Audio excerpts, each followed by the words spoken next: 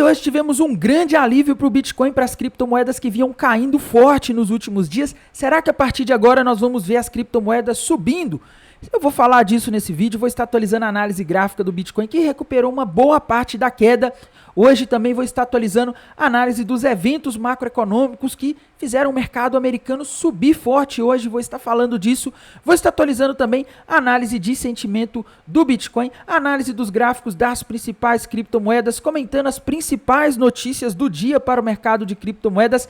Mas antes de continuar, pessoal, primeiramente não deixe de se inscrever aqui no canal Criptográfico no YouTube, ativar o sininho para receber as notificações, deixar o like aí embaixo para dar aquela força, deixar seu comentário também aí embaixo. E pessoal, sigam o nosso canal no Telegram, porque lá as novidades chegam em primeira mão, tá? E tem duas promoções muito interessantes que eu quero compartilhar com vocês também, pessoal. A corretora Coinex está com uma promoção onde eles vão distribuir até 300 mil tokens CET, que é o token de governança da corretora, que se você receber, por exemplo, esse token de prêmio, você consegue vender ele no mercado spot, tá? Como que funciona essa promoção? Primeiro, você precisa ter uma conta na corretora Coinex. Essa promoção ainda vai durar 5 dias, tá? Ela começou ontem, no dia 27 de fevereiro, e vai até o dia 6 de março de 2025, tá? E para participar dessa promoção, você precisa negociar tokens CET aqui no mercado spot da corretora Coinex, tá? Aqui está mercado à vista, e esse volume de negociação para você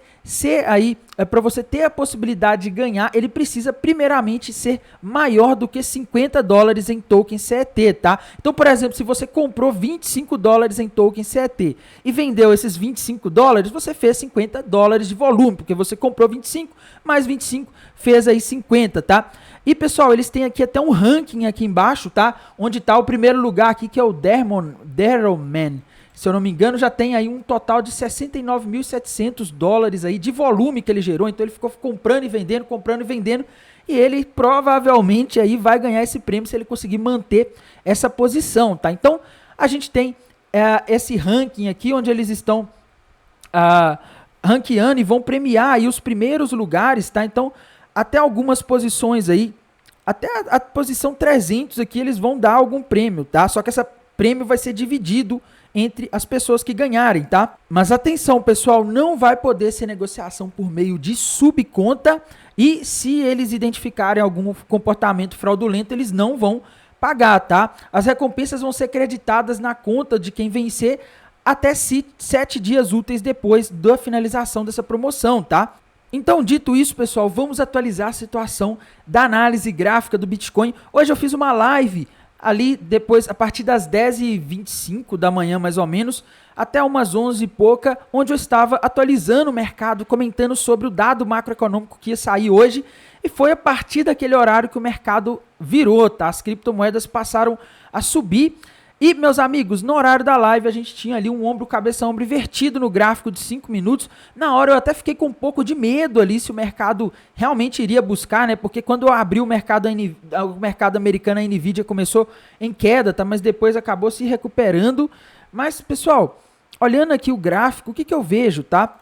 E agora, pessoal, eu acredito que a gente pode ver o Bitcoin se estabilizar aí durante o final de semana nessa região aqui dos $84 mil.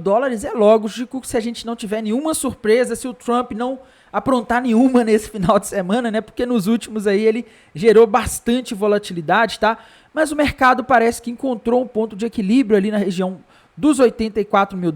Por enquanto a gente não tem agora um padrão indicando que ele vai para algum preço específico aqui nas próximas horas, tá? Porque a gente já bateu aqui a região do alvo desse ombro, cabeça, ombro invertido que a gente viu ali na hora do almoço aproximadamente, tá?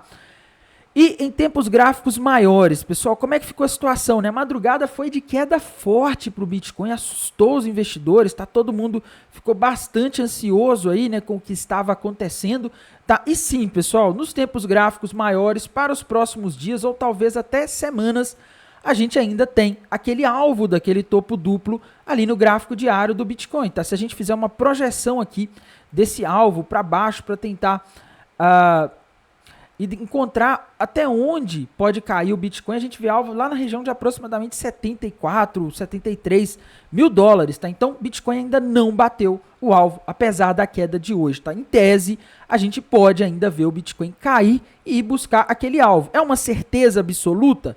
não é uma certeza absoluta, pois não existe certeza absoluta na análise gráfica. Um exemplo, pessoal, foi quando o Bitcoin reverteu a tendência de alta do ciclo de 2021. Ele formou um topo duplo gigantesco no gráfico diário, tá? Que tinha alvo na região dos 12 mil dólares. O Bitcoin caiu e foi até os 15 mil. Ele não chegou a bater nos 12 mil dólares, que era o alvo daquele topo duplo, tá? Vejam aqui o que aconteceu. Então, não necessariamente ele vai buscar esse alvo, não existe uma certeza. Na maioria das vezes, quando forma um topo duplo, rompe e começa a cair, ele busca o alvo, mas nem sempre, não é 100% das vezes, tá? Então, eu não abriria uma posição short aqui agora nos 84, apostando que ele vai ali nos 73, 74, sendo que no curto prazo, nos tempos gráficos menores, a gente não tem novos padrões por enquanto indicando queda. Até o domingo, ou talvez até amanhã, pode ser que apareçam aí padrões indicando queda, tá? Então, para resumir a análise gráfica do Bitcoin, para mim ele agora deve se estabilizar aqui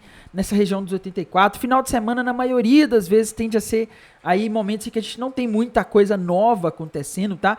Mas, meus amigos, hoje o mercado americano fechou com uma alta muito forte, né? Mais de 1% no SP500, tá? Isso é muita coisa no SP500.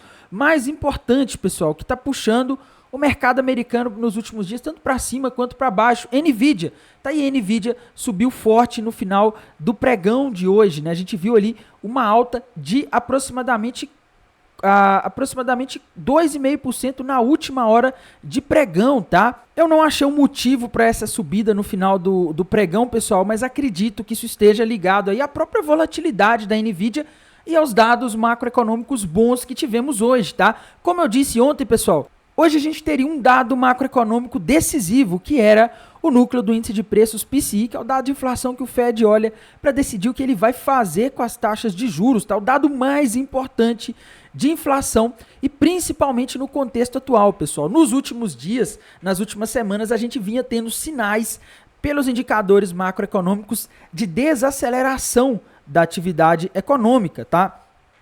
Então o mercado estava muito preocupado com a possibilidade de recessão, tá? O tema da recessão, ele começou a surgir depois da semana passada, na última sexta-feira, quando a gente teve os PMIs que vieram fracos, principalmente o PMI do setor de serviços, que é 70% do PIB dos Estados Unidos. A gente também teve na semana passada os resultados do quarto trimestre do Walmart, que é do setor de varejos, mostrando enfraquecimento no varejo. Essa semana a gente teve ali os indicadores de confiança do consumidor, que veio muito fraco, tá? Ontem a gente teve pedidos sociais de seguro-desemprego muito acima do normal, tá? Num dos maiores valores aí desde 2022, tá? Tudo sinalizando enfraquecimento da atividade econômica. E os mercados estavam caindo ontem, inclusive o Bitcoin e as criptomoedas, porque estava todo mundo com medo de essa inflação de hoje vir acima do esperado, já que os últimos dados de inflação dos Estados Unidos, do CPI, surpreenderam para cima os de janeiro, tá?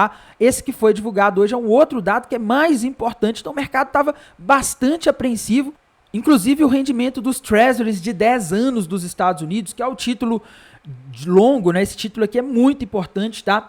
Ele veio caindo e hoje ele fechou em 4,20, pessoal. Ele já vinha caindo nos últimos dias por causa da expectativa de que a economia americana vai enfraquecer, tá? Com os dados macroeconômicos mostrando o enfraquecimento da economia, os investidores começaram a precificar que o Fed vai ter que cortar os juros em breve, que os juros devem ficar mais baixos. Os rendimentos dos títulos de 10 anos do governo dos Estados Unidos, títulos de dívida, eles caíram, tá? E com essa queda, os investidores começaram a ficar preocupados. Eles pensaram, nossa, amanhã, sexta-feira, a gente vai ter esse dado de inflação. Se a inflação vier acima do esperado, a gente está lascado, porque a gente não vai ver o Fed cortando os juros. A gente corre risco de entrar no cenário pior do que o de recessão, que é de estagflação. Isso, inclusive, explica por que ontem os juros, os rendimentos dos Treasuries quase não caíram, tá?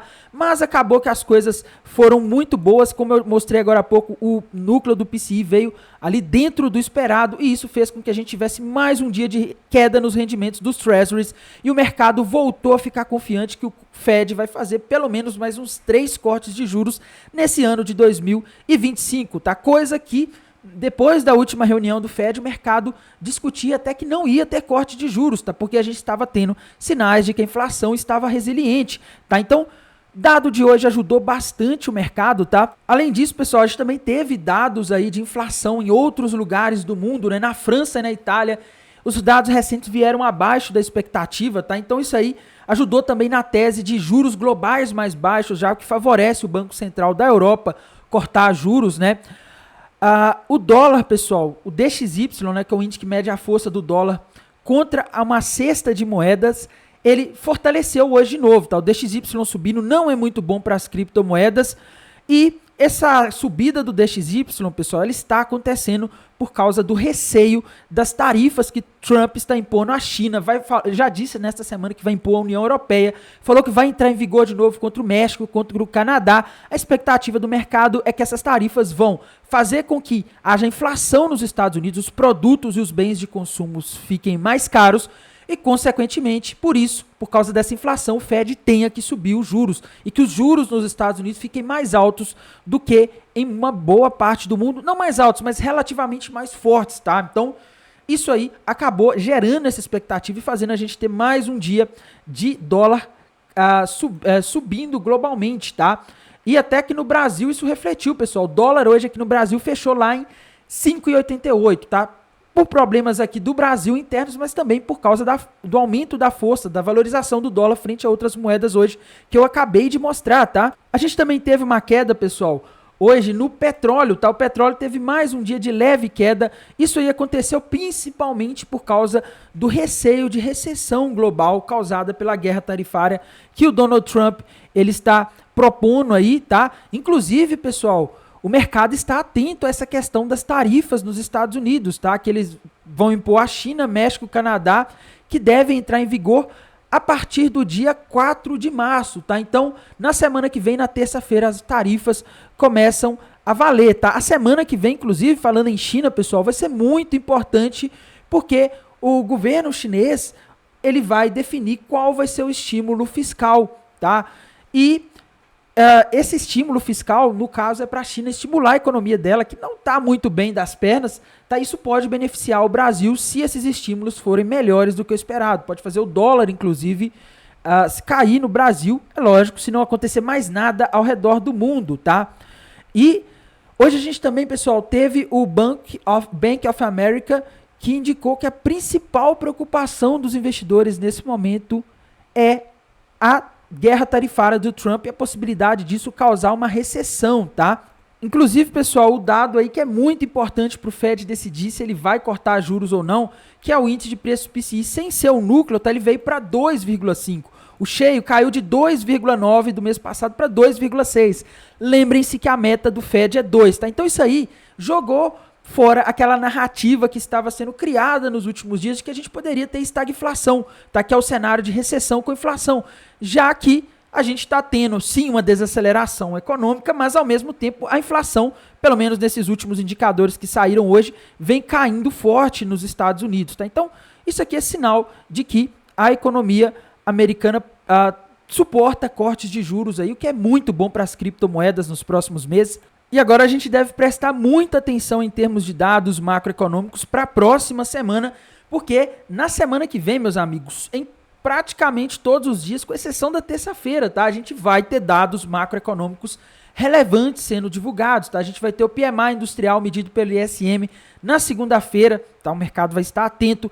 Quarta-feira a gente vai ter variação de empregos privados, ADP, e PMI do setor de serviço medido pelo ISM, dois dados extremamente importantes para a gente ver como que ficou em fevereiro, se esse desemprego ele está aumentando, se a economia está entrando em recessão ou não, tá? Quinta-feira, pedidos iniciais de seguro-desemprego e sexta-feira o dia mais importante, porque a gente vai ter o famoso payroll, que é o ganho médio, que é o relatório de empregos não agrícolas criados, e taxa de desemprego, ganho médio por hora trabalhada e discurso do Jerome Powell às 2h30 da tarde, tá? Então o presidente do Fed vai estar falando semana que vem, o mercado vai estar ansioso para ver o que ele vai falar depois desse dado de inflação que a gente teve hoje e depois da bateria de dados do mercado de trabalho que a gente vai ter na semana que vem. Se ele começar a demonstrar preocupação com a possibilidade de recessão, é possível que a gente veja os mercados subindo, porque o mercado vai entender que eles podem cortar os juros, talvez até mais do que o mercado espera ao longo do ano, tá?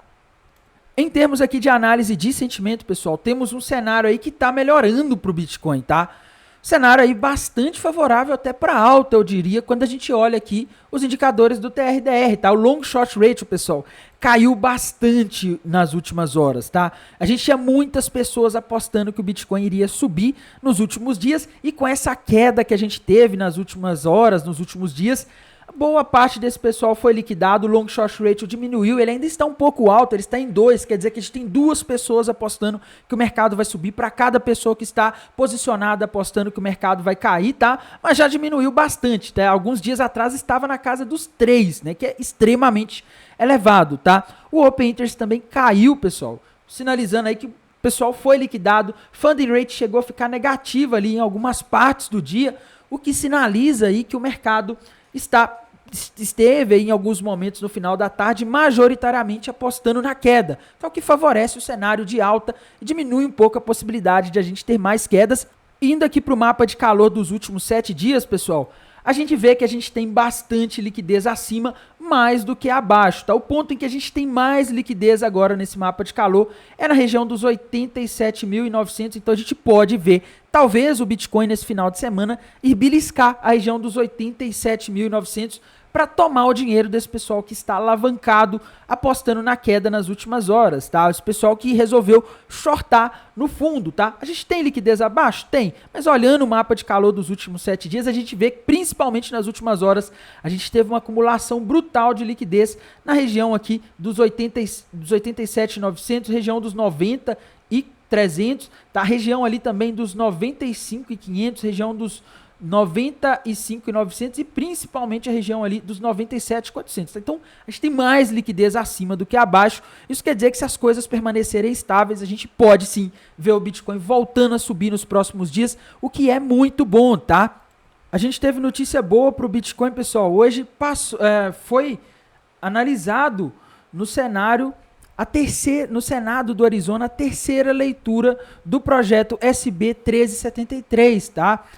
E ele foi aprovado, ele passou nessa leitura com 17 votos contra 12, tá? Isso não quer dizer que a reserva de Bitcoin do Arizona está aprovada, que a lei já foi garantida. Agora ele vai ter que passar pela Câmara dos Representantes e depois ser assinada pelo governador do Arizona para virar lei, tá? Ou seja, o projeto está avançando, mas eu vi muita gente comentando que o Arizona tinha finalizado lá os processos e tinha proclamado a lei que colocava uma reserva de Bitcoin. Não é bem isso, tá? Quem está na frente nessa corrida, inclusive, é o estado de Utah, tá? Isso porque a lei do estado de Utah já avançou por todas as etapas do legislativo e o Arizona estaria aí atrás de Utah nessa corrida pela reserva estratégica de Bitcoin, tá? A gente teve uma notícia também muito boa, pessoal, relativa a BlackRock, que adicionou o próprio ETF dela de Bitcoin no portfólio do modelo de 150 bilhões de dólares dela, que é um conjunto de carteiras sugeridas para grandes investidores e bancos, instituições, tá? Isso aí, pessoal, é algo muito bom para o Bitcoin, para as criptomoedas. Além disso, pessoal, saiu aqui na Bloomberg, tá? Infelizmente eu não vou conseguir abrir para vocês, porque a Bloomberg ela é paga aqui para ler notícias, tá? Depois de uma certa quantidade aqui de notícias que você abre, eles cobram, tá? Mas o que eu consegui ver no site, enquanto não estava aparecendo essa tarja que cobra o site, era que a BlackRock planeja alocar aproximadamente de 1 a 2% do portfólio do modelo de 150 bilhões de dólares no próprio ETF de Bitcoin dela, tá? O que significa que para os investidores comprarem esses ETFs, a BlackRock precisa lastrear esses ETFs comprando Bitcoins de verdade, tá? Então isso acaba gerando um aumento de demanda para o Bitcoin, que é uma excelente notícia, tá? Será que eles estão aproveitando da queda no preço, né? Pode ser que tenha alguma coisa nesse sentido, tá? A gente também teve notícias aí relacionadas a Ethereum, pessoal. Hoje foi um dia de queda forte para Ethereum, mas ela acabou fechando aqui com uma sombra inferior grande até, tá? Se a gente olhar aqui no gráfico da Ethereum, isso aqui, dependendo se a Ethereum nos próximos dias conseguir passar a região dos 2.320 dólares, isso aqui pode virar um martelo, tá? Por enquanto não dá para dizer, porque a gente ainda não teve a máxima do candle de hoje superada, mas o que dá para dizer, pessoal, sobre a Ethereum é que, em termos de gráfico, ela está bem no limite aqui, tá? Essa região em que ela está ali, dos 2.200 dólares, é uma região de suporte que segurou ela em vários momentos decisivos nesse ano de 2024. Ela não pode romper. Se ela começar a romper essa região aqui, vou colocar até a região aqui dos 2.100, tá? Porque a gente já viu ela se segurando aqui nessa região algumas vezes. Se ela romper isso aqui para baixo, a coisa complica para Ethereum, tá? Porque aí, pessoal, a Ethereum pode acabar formando um padrão gráfico conhecido no mercado como topo duplo, tá? O que aconteceu com a Solana, inclusive, né? A gente pode ver a Ethereum formar aqui o topo duplo se ela romper ali essa região dos 2.100, porque a gente consegue até desenhar aqui o padrão, né? A gente vê que ele pode fazer sentido. Só o volume de negociação aqui subindo ao longo do padrão que não está passando muita confiança, tá? Mas caso a gente faça um rompimento para baixo desse possível topo duplo, a gente teria alvo na região de $1.100, tá? Então, fiquem de olho, porque a Ethereum não pode ir abaixo dos 1.100, ela não pode fechar um candle de força abaixo dos 1.100. Então, o que seria um candle de força? Seria um candle com fechamento ali na região dos 2.000, abaixo ali do, sei lá, 1.950. Isso aí seria um sinal péssimo para a Ethereum, como aconteceu com o Bitcoin nos últimos dias, quando ele rompeu para baixo a região dos $90 mil, tá? Em termos de notícias importantes para a Ethereum, pessoal, hoje saiu lá no blog da Ethereum, tá? A Ethereum Foundation postou lá que eles finalizaram a auditoria do Pectra System, tá? E, segundo eles, todos os problemas foram resolvidos, reforçaram a segurança da rede, o que é algo bom aí do ponto de vista de fundamento para Ethereum, tá? A gente também, pessoal, teve uma notícia que não é muito boa para Ethereum, tá? Que foi de que a SEC, Comissão de Valores Imobiliários dos Estados Unidos, adiou a decisão sobre disponibilizar opções para o ETF de Ethereum da Fidelity, tá? E, infelizmente, então, a gente não deve ver tão cedo opções de Ethereum sendo disponibilizadas nos Estados Unidos. Tão cedo que eu falo dos próximos dias, né? Provavelmente, eles devem aí ter um prazo um pouco maior para tomar essa decisão, tá? A gente também não pode deixar de falar, pessoal, da Solana, tá? Solana teve um dia de alta, meus amigos. Com tudo o que aconteceu, a Solana subiu forte hoje, tá? Quando a gente vai aqui no gráfico da Solana, a gente vê que ela conseguiu subir 7,63% num dia em que a maioria das criptomoedas aí fecharam em queda, tá? E isso está acontecendo, pessoal, principalmente porque tivemos algumas notícias boas aí para Solana, tá? O primeiro, pessoal, a gente agora tem uma data para a aprovação dos futuros de Solana nas bolsas dos Estados Unidos, tá? O CME Group, tá, vai lançar os contratos futuros de Solana a partir do dia 17 de março. Tá? Isso aí geralmente faz o preço do token subir, isso gera especulação, tá? Eu vim falando nos últimos dias aí que a gente teria um alvo no gráfico da Ethereum ali, no gráfico da Solana, me desculpe, na região dos 115. Hoje ela chegou a bater 125 e eu não teria coragem de abrir um short na Solana agora, apostando que ela vai cair para aquela região, tá? Já que a gente agora tem um fator, um catalisador aí que pode ajudar o preço dela a subir pelo menos até o dia desse evento aí do ETF de Ethereum do ETF de Solana que vai começar a ser negociado, tá? A gente teve hoje também, pessoal, algumas negociações aí, alguns sinais de que as baleias podem estar comprando Solana, mas muito cuidado porque amanhã, dia 1º de março de 2025, a gente vai ter um grande desbloqueio de tokens Solana que estava sob a posse da FTX. Tá? Então, a gente vai ter um aumento de oferta amanhã, tá? Então, vamos esperar passar esse bloqueio. Eu acredito que passando esse bloqueio, pessoal, tem tudo para Ethereum subir, tá? Dá até para dizer, forçando bem a barra aqui, que ela formou aqui uma espécie de fundo triplo, tá? No gráfico, que se a gente fizer uma projeção aí, né? Vou colocar aqui, vou forçar mais a barra aqui ainda, tá? Mas vou colocar ele meio inclinado aqui, vamos aí tentar fazer uma projeção aqui, daria para dizer que a Solana pode chegar ali na região dos $155 aí em breve, tá? Então Solana parece estar em tendência de alta, tá? Quando a gente vai aqui para os tempos gráficos menores, né, gráfico de 5 minutos, a gente consegue ver inclusive um triângulo ascendente aqui, tendo sido rompido, sinalizando que a Solana nas próximas horas aí, ela pode subir, tá? Então o gráfico não tá nem aí para a questão do desbloqueio de tokens, tá? Se a gente fizer uma projeção aqui de alvo para esse possível triângulo ascendente, a gente teria alvo lá nos $154 para Solana. Então, tudo está dizendo que ela vai ali acima dos 150, tá? A gente tem que falar também, pessoal, de outras criptomoedas importantes, tá? A Binance Coin, pessoal, teve um dia aí de volatilidade, né? Ela subiu, caiu, tá? Ela acabou fechando o dia aí com aproximadamente uma queda aí, deixa eu ver de quantos, tá? Uma queda aí de aproximadamente 2,8%, sem padrões gráficos, deixou uma sombra inferior grande, mas não dá para fazer projeções agora, tá? Ela não tem padrões gráficos novos. XRP, meus amigos, Ripple segurou forte na região de suporte que eu comentei na live hoje, tá? Ripple não pode romper essa região aqui entre $2 e 1,80, tá? A gente pode considerar até 1,80, porque ela já foi nessa região aqui algumas vezes e ela acabou subindo quando bateu aqui, mas tomem muito cuidado com a Ripple, pessoal, porque se nos próximos dias ela romper essa região ali de $1, de $2, né? Passando ali muito abaixo da região de suporte, acabei me embolando aqui com o desenho, tá? Mas se ela romper isso aqui para baixo, pessoal, ela vai formar um gigantesco alvo, um ombro, cabeça, ombro, tá com alvo na região de aproximadamente $1, tá? Então, olhem isso daqui, tá? Fiquem de olho na Ripple, ela subiu bastante nas últimas semanas.